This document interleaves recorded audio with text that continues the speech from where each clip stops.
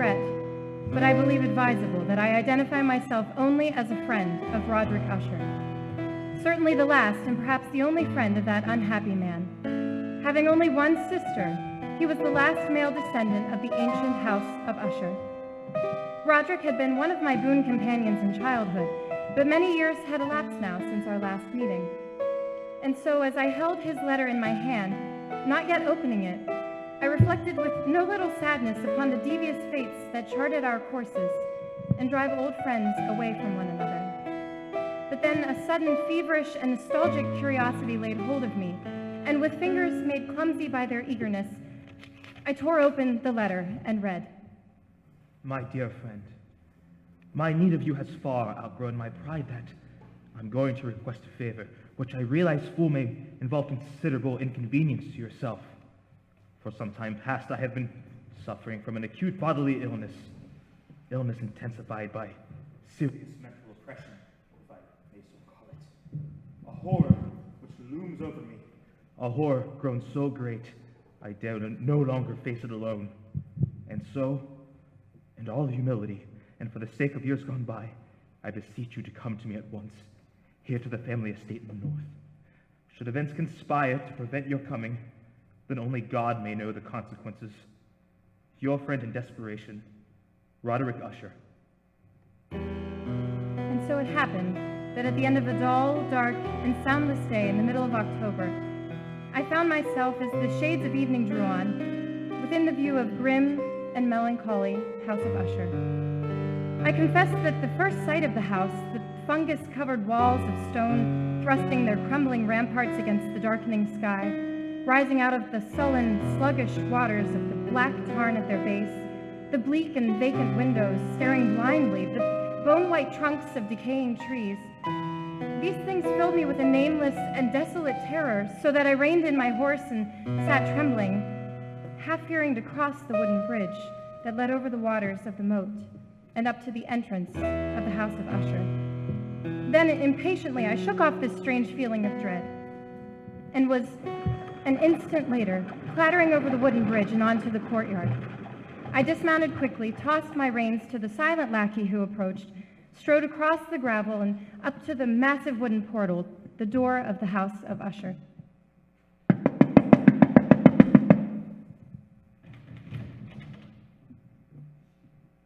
Good afternoon. My name is... I know.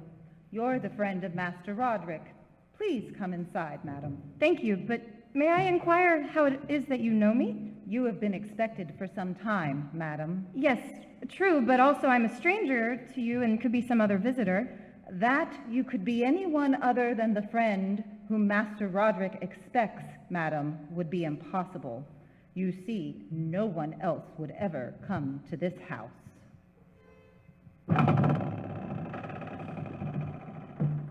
Then I followed her stealthy footsteps through many dark and intricate passages.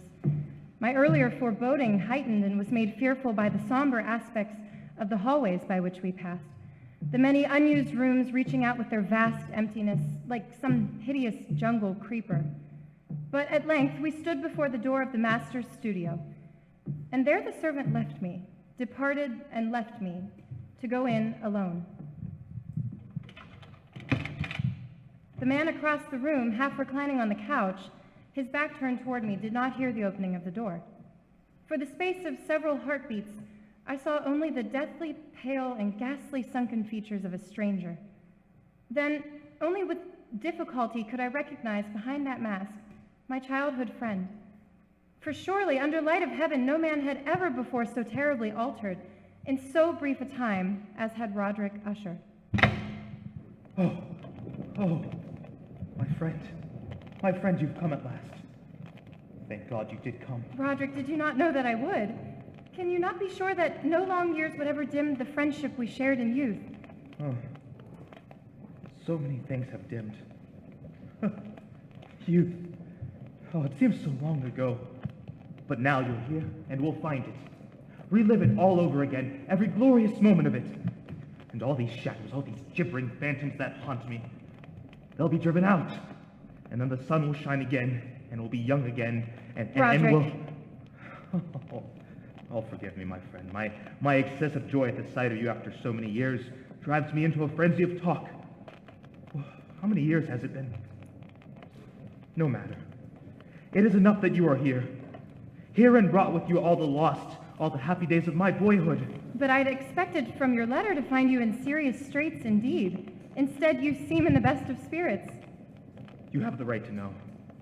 But, in all frankness, here in your presence, I find it difficult to credit important are those things which only yesterday filled me with terror. True, I've been ill. A nervous affliction, something in the nature of a family weakness, probably. It has affected me with a morbid acuteness of the senses, such that, quite often, the least sounds and odors and colors become irritating beyond endurance. I've eaten but little, as you can see. But surely you've retained the services of a physician? A physician? Yes, of course. He calls almost daily, though it is more often Madeline that he attends to. You remember my twin sister Madeline. For her I fear more greatly than for myself. Even today she's taken to her bed, and I have no doubt will never rise from it again. Oh, what tragedy. The sympathies of my heart go out to you. Oh, but leave it for the present. Leave it to dream all those happy days we left so far behind. I mean, everything will be different now that you're here. Do you remember when we were... But the happy forgetfulness, which Roderick found in my coming, was short-lived. And in a few days, he had sunken into a morose torpor, from which only occasionally, with frantic difficulty, could he reach the joy of our first few hours of meeting. More often, his mental apathy was broken by bursts of vicious temper and violent ill humor. This I could only excuse on the basis of his illness, and that illness began, in my mind, to assume a most mysterious character.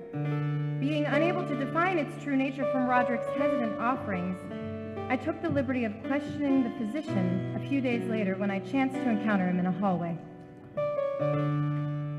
Yes, she's resting as well as might be expected. But she continues to decline, is that not correct, Doctor? That would seem to be the case. And the malady, the illness which has stricken her, is it the same as that which affects her brother Roderick? I may venture that it is. Might I inquire the nature of this illness? As to that, I am unable to say. You imply, then, that I have no right to the information. Not at all. I am confessing to you quite simply, madam, I do not know what afflicts Madeline and Roderick Usher. And so a week passed. A week in which the sullen, leaden skies darkened into deeper oppressiveness, in which Roderick's deathly pallor and creeping mental dissolution grew more apparent. A week in which the monstrous atmosphere of this ancient mausoleum began to crawl insidiously within my own consciousness, stirring into life a formless, unknown dread. Then, one evening, we were sitting in the vaulted studio while the first shadows of night began to flow together in the pools of darkness. Roderick had been unusually troubled during the day and had been trying to find some solace by playing the violin. All of a sudden, there came a knock upon the door. Stop it! Stop it! Stop that infernal pounding, do you hear? Or do you wish to drive me completely mad? Open the door and come in!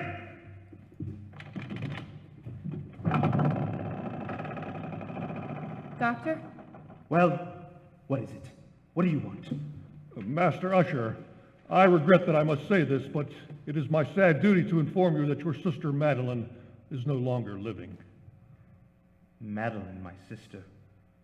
Then she's dead? She breathes no more. Dead. And perhaps, dear doctor, you can tell me what caused her death. Unfortunately, I can only take refuge in the term heart failure. Heart failure. Yes, of course. Very well, doctor. If you will be kind enough to wait, I'll come down directly and discuss the arrangements. At your service. I bid you good afternoon, sir and madam. Roderick, I assure you of my deepest sympathy. You do? Your deepest sympathy? The doctor regrets his sad duty. Are you fools? Both of you fools! I don't understand. Haven't you seen it yet? Can you not feel it about you? The horrid, monstrous, brooding spirit of this accursed house? Can't you hear its evil laughter as it lurks in the hallways and grows fat upon the soul of my dead sister? Roderick! Can't you see that matters nothing to me that she's dead? That I myself but walk a few steps behind her into the same shadows of hell? Can't you sense those hideous tentacles even now reaching out for me? For me! Oh, now the last living. If it be living, the last living descendant of the accursed house of Usher. Such was the passing of Madeline Usher, once living, now dead. And her very death, untimely in its aspects, bore to my trembling soul a portent of events yet more hideous, more horrible, and yet to come. At a later hour of that same sad night, Roderick came into my chamber to voice an intention so morbidly unnatural that for the moment I could only feel that his tottering reason had at last failed him entirely. Then you refuse? But Roderick, this is madness! I tell you, before this night is over, the coffin body of my sister shall rest in the vault beneath this house, and if you will not help me, I shall do it myself. But why? Why? I could not stand to think of her buried out there in that dark graveyard alone, Roderick. among the dead. She too is dead. Oh, it's fantastic how little we know of death or life. The doctor says she no longer breathes. She is dead. Oh, she was so lovely, my sister. Roderick. I must keep Madeline near me. Nothing but evil could come of such an act. I can trust no one but you, not even the physician himself. He hates us because he can't discover what it is that kills us. Even if he might steal the body of my beloved sister, and he might learn our secret. You understand, don't you, my friend? Yes, Roderick. Yes, I understand. And so it came about, near midnight. We two alone made our way to an upper chamber of the house, and taking up the black coffin between us, in the shuddering light of candles, we walked through the tortuous passageways, slowly descended the curving stairs of stone, passing beneath the moldy level of the earth, forced open the massive and aged, rusted door of iron, and stood at last with our ghastly burden in a subterranean, dank, and musty crypt underneath the house of Usher. Over here, my friend, on these trestles. Now, a trifle higher with the head. There. Oh, may you sleep in peace and dream, sweet sister, from who tread the same path soft behind you. Come, Roderick, the thing is done. Oh, wait, stay a moment. We've not yet to fix the coffin lid. See, I've left it loose so it can be turned back. No, I beg of you. I ask farewell no more. Look. Is she not beautiful? Yes, she was very beautiful. Was. Yes, of course. The look of her confused me. But do you not see it too? The warm glow of the cheeks, the eyes shut softly, those lips have parted.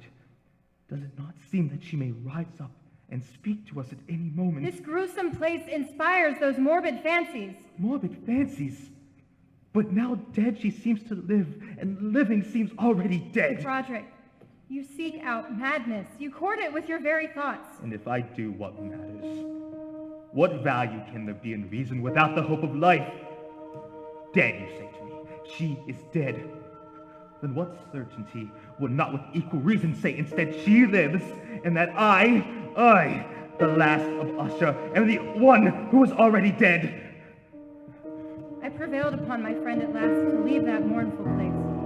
And so with grim finality we secured the open lid, picked up our flickering candles and departed from the crypt, leaving it alone with its darkness and death. The ponderous portal closed behind us. And then my soul, for one brief instant, felt the dread and awful meaning of eternity. There followed then a week of such dreary gloom and melancholy that my own spirit quavered the menace of the nameless thing enshadowed in that house. By perceptible degrees, the living soul of Roderick Usher flickered lower. More ghastly grew his pallor, more tremulous the extremity of his terror. The 8th day following the death of Lady Madeline fell upon the last day of grim and gray October, and brought with it, as the curtains of night descended, the fitful breath of a rising tempest. Uneasy gusts of sodden rain and the sound of sullen, thunderous rumbles, born of the dim flares of sheet lightning somewhere behind the lowering squall. I retired at a late hour, but found sleep impossible. At length, overpowered by some strange presentiment of evil, I found my reposeful inaction no longer endurable, and so I arose, threw on my clothes in haste, and fell to pacing the floor of my darkened chamber. Then, in one instant, a soft sound from the blackness froze my steps in paralysis of terror. The latch of my chamber door was being lifted from without. Who is it? Who is it, I say? Oh, Roderick, what are you doing up and about at this hour in pitch blackness? Wait, let me light the candles. No. I am quite used to the darkness. I heard your footsteps and knew that you must be awakened as I was. Oh, can it be that you've not seen it? I don't understand you. I've seen nothing. Then stay. You shall see it.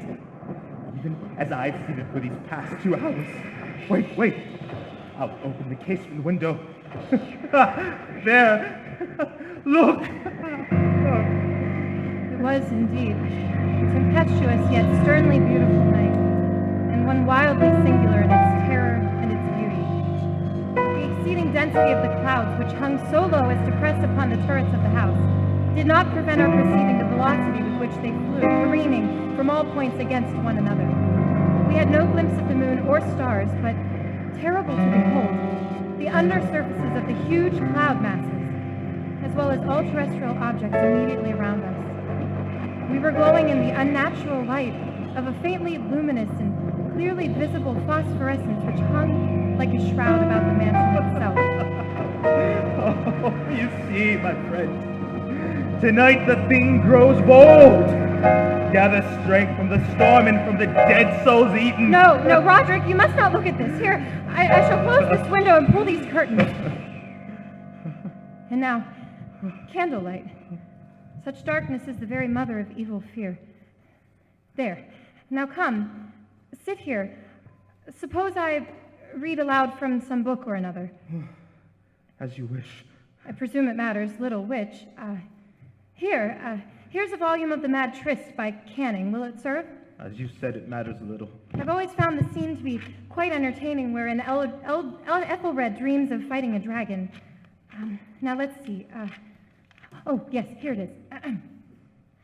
And so Ethelred waited no longer to hold parley with the hermit who mocked him from inside the hut, but feeling the rain upon his back and fearing the rising of the tempest, uplifted his axe and quickly made a hole in the plankings of the door for his gauntleted hand. And now pulling sturdily, he so cracked and ripped all asunder that the noise of the dry and hollow-sounding wood alarmed and reverberated throughout the forest. Why do you stop? Why, that's strange. I fancy I just heard the very sound that I read about. Let us just say it was caused by the storm. Pray, continue. Yes, the storm, of course. But Ethelred, upon entering the door, was amazed to perceive no sign of the evil hermit, but instead a dragon of prodigious and scaly demeanor, which sat on guard before a shield of shining brass. And Ethelred uplifted his axe and struck the head of the dragon, which fell before him with a shriek so horrid and harsh, like What sound was that? Sound? The shriek of a dragon, my friend. Read on. Very well. And now the champion, bethinking himself of the shield of brass, approached across the silver floor to where the shield hung upon the wall.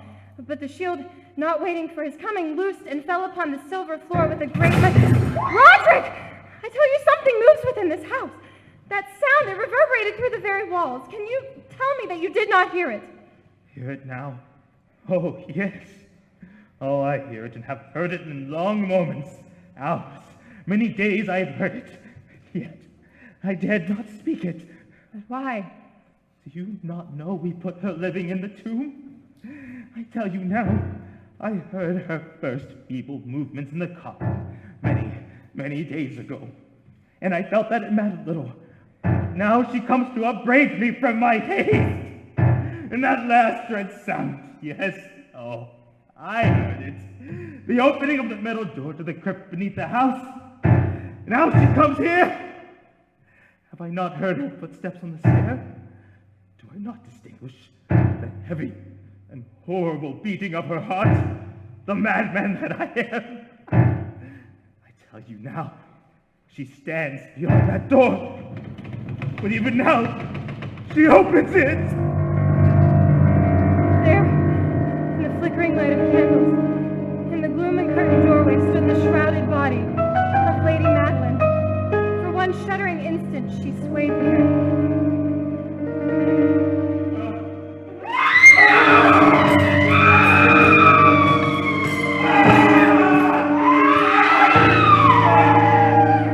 Then as Roderick uttered a final, piteous cry, she fell upon him in violent and now final death agony.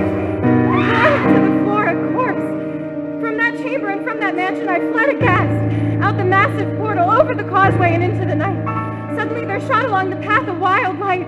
Then I looked back in heightened terror, for the vast house and its shadows were alone behind me. The baleful gleam came from the setting, full and blood-red moon, which now shone vividly through a widening crack in the walls of the house itself. And even as I gazed, this fissure opened rapidly. There came a fierce breath of the tempest. The entire lunar orb burst at once upon my sight. My brain reeled as I saw the mighty walls rushing asunder. There came a long, tumultuous shouting sound like the voice of 1,000 waters.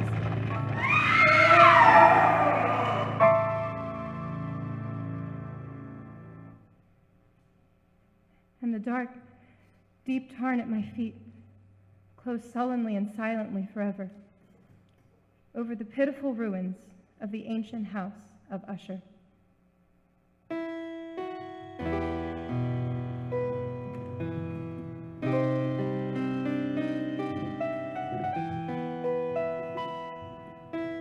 And so concludes Cloak and Dagger on the Air's presentation of The Fall of the House of Usher by Edgar Allan Poe and adapted for a 1947 radio broadcast by Les Crutchfield.